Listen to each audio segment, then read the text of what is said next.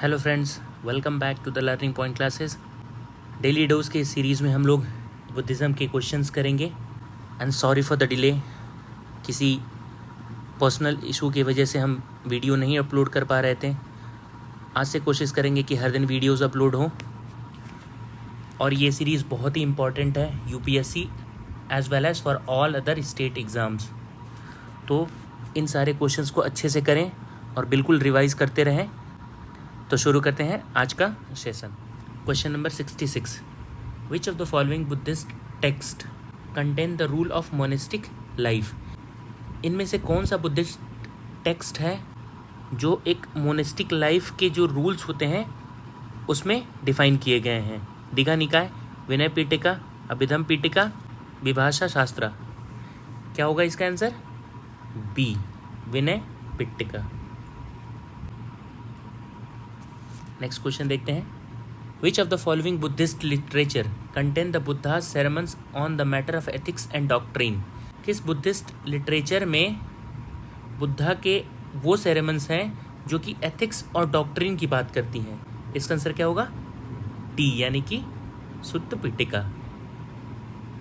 विनय पिटिका में क्या चीज़ है कि क्या रूल्स होने चाहिए किसी भी मोनेस्टिक लाइफ को कंडक्ट करने के लिए या फिर चलने के लिए। जातकास क्या होते हैं? जो बुद्धा के पास्ट लाइफ होते थे ना, उनकी स्टोरीज को हम लोग जातकास कहते हैं। अभिधम पिटिका में क्या चीज़ होता था? जो भी फिलोसॉफिकल बातें होती थी। अगला क्वेश्चन देखते हैं। यमाका बिलोंग टू बुद्धिस्ट पिटका। यमाका जो है किस बुद्धिस्ट पिटिका से रिलेटेड है? सुत्ता, विनय, अभिधम पिटिका, नन ऑफ दिस। इसका आंसर क्या होगा? सी, अभिधम्मा पिटिका। ये बुद्धा की जो भी सेइंग्स थे और जो भी चीज़ें थी उनको कंपाइल किया गया 3 किताबों में। उनका नाम क्या रखा गया? त्रिपिटिका। पहला कौन सा था? सुत्त पिटिका। इसमें क्या होते थे कि जो भी बुद्धा ने बोला था उसको कंपाइल किया गया था। विनय पिटिका में क्या था कि क्या रूल होने चाहिए किसी भी मोनेस्टिक लाइफ को आगे बढ़ाने के लिए। और अभिधम पिटिका में क्या था? इसमें जो भी एथिकल डॉक्ट्रिन की बातें होती थी, फिलोसॉफिकल बातें होती थी, उनके जो भी मेन नॉलेज की बात होती थी वो अभिधम पिटिका में कंपाइल किया गया था। Abhidhamma Pitaka consist of 7 books. और अभिधम पिटिका कितने किताबों में कंसिस्ट है?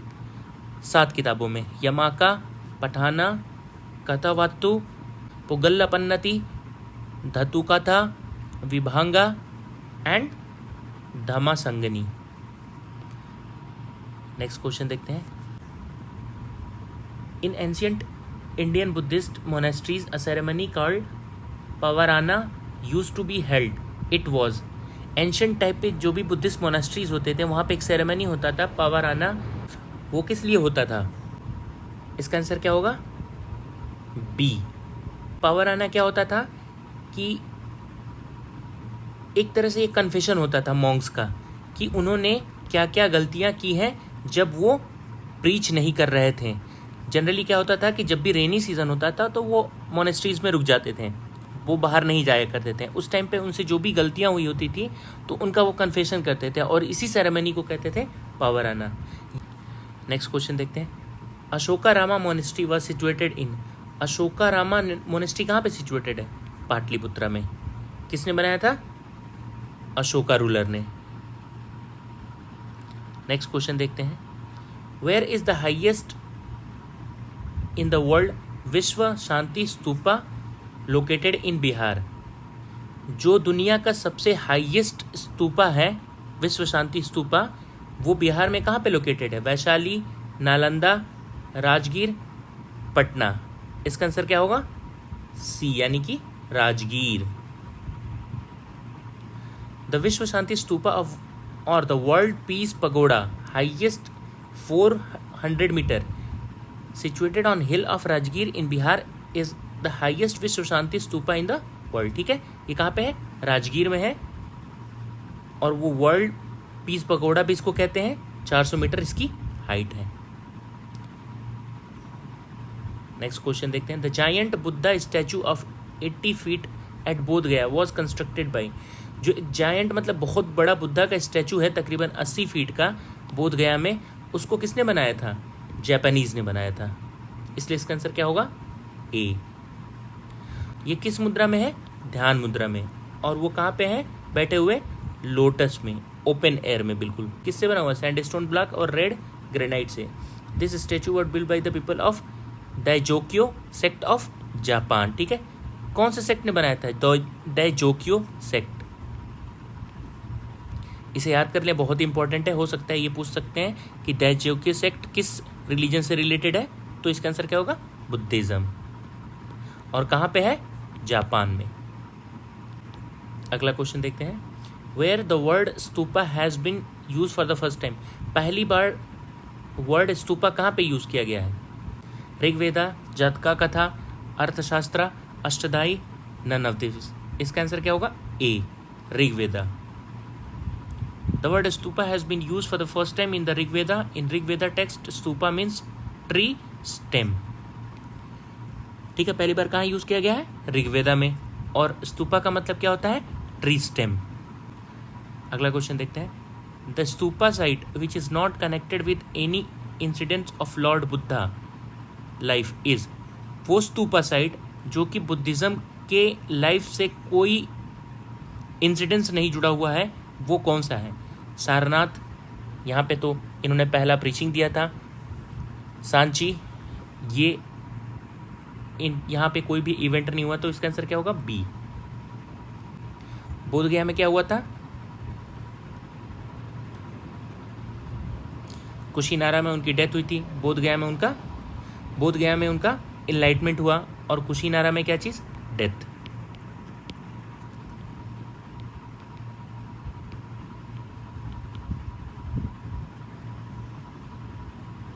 नेक्स्ट क्वेश्चन देखते हैं। It was also ancient name of the world famous tourist destination of Sanchi.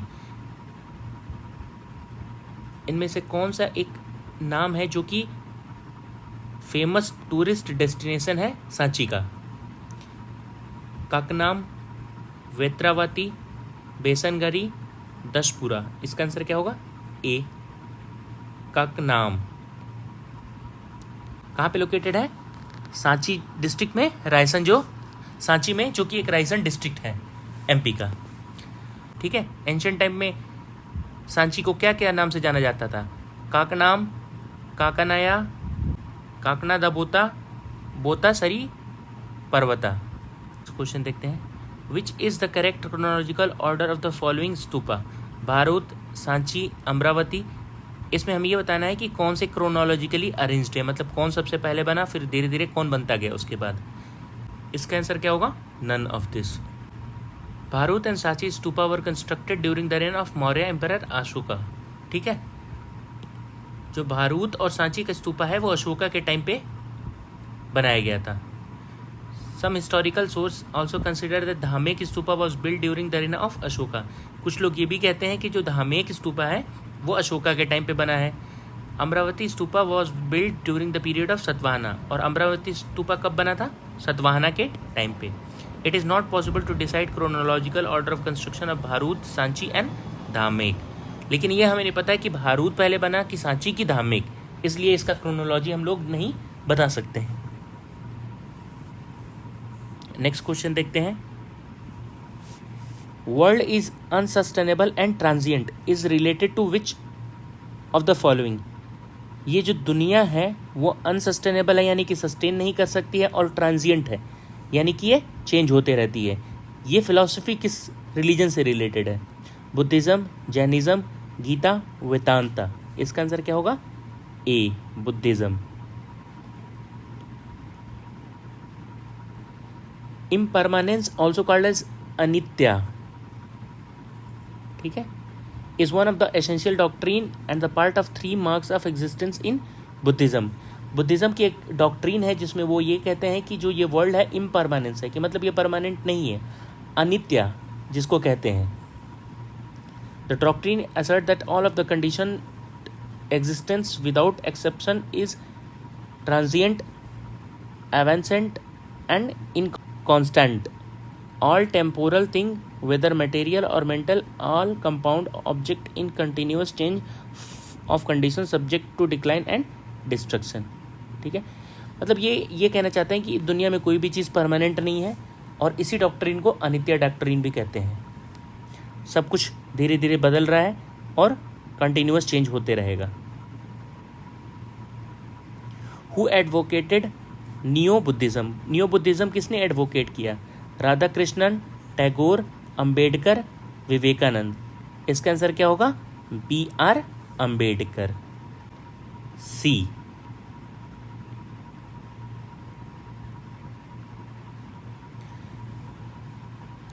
नवयाना और new Buddhism means new vehicle and refer to the reinterpretation of Buddhism by BR Ambedkar.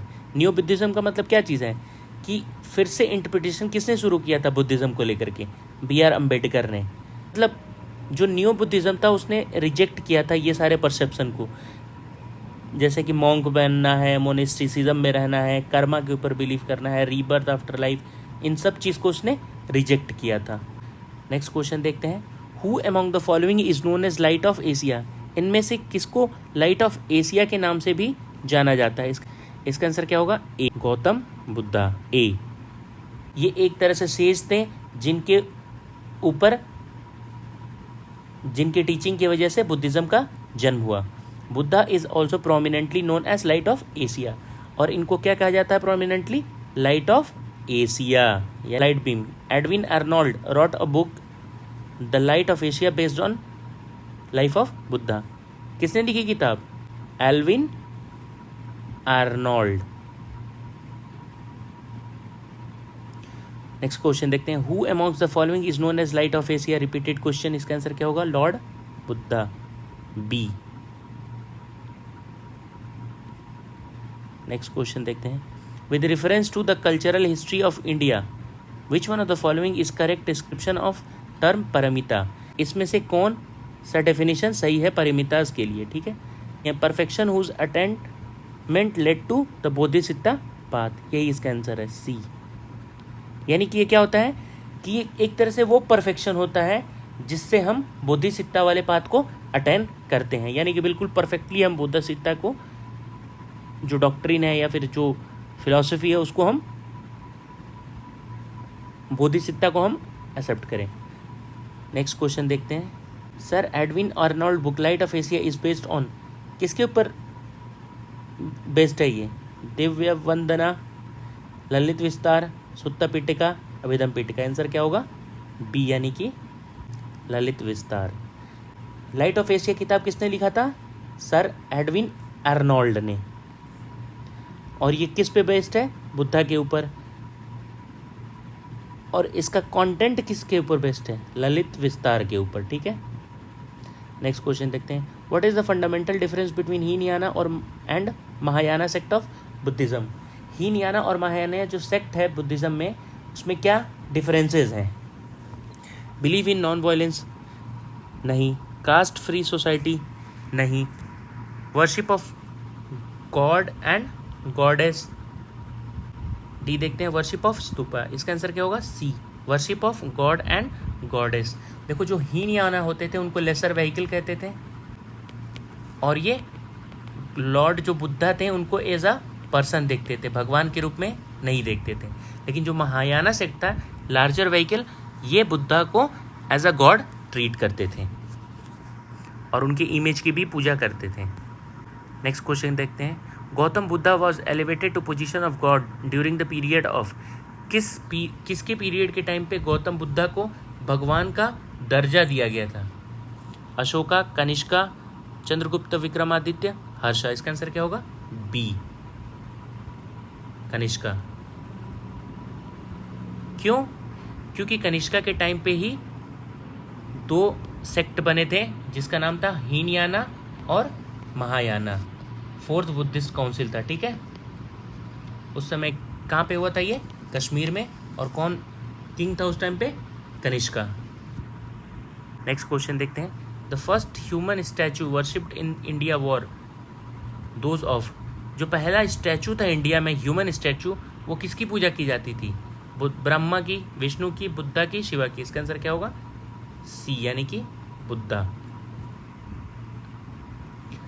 The oldest sculpture of Buddha is made in which style? जो oldest sculpture है बुद्धा का वो किस style में बनाया गया है?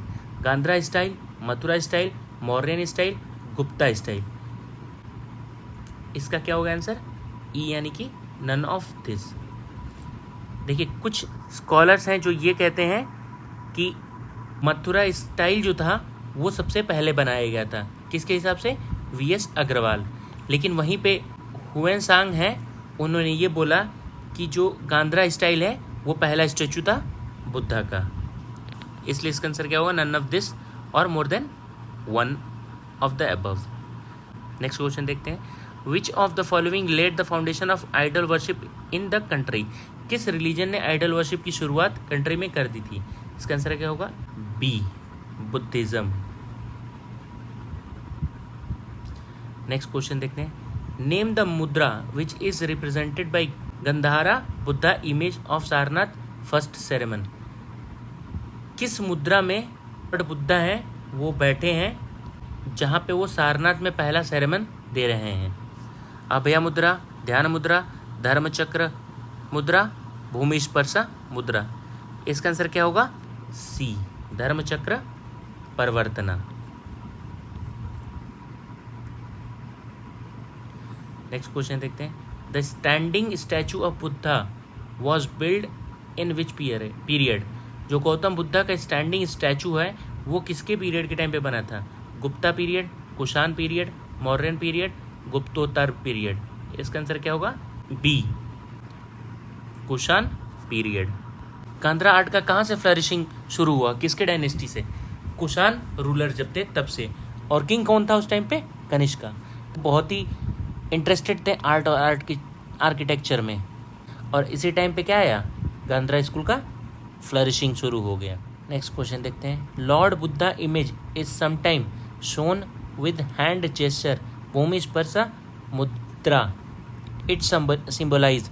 जो लॉर्ड बुद्धा का भूमि स्पर्श मुद्रा है वो क्या बताता है? क्या रिप्रेजेंट करता है भूमि स्पर्श मुद्रा? बुद्धा अर्थ को विटनेस बना रहे हैं और बोल रहे हैं कि वो उनकी प्योरिटी को बिल्कुल विटनेस करे और कैस्टी को, जबकि मारा जो था उनको बहुत ज़्यादा परेशान कर रहा था। इसी के साथ इस लेक्चर को यहीं पे एंड करते हैं। Have a nice day and please like and subscribe my channel.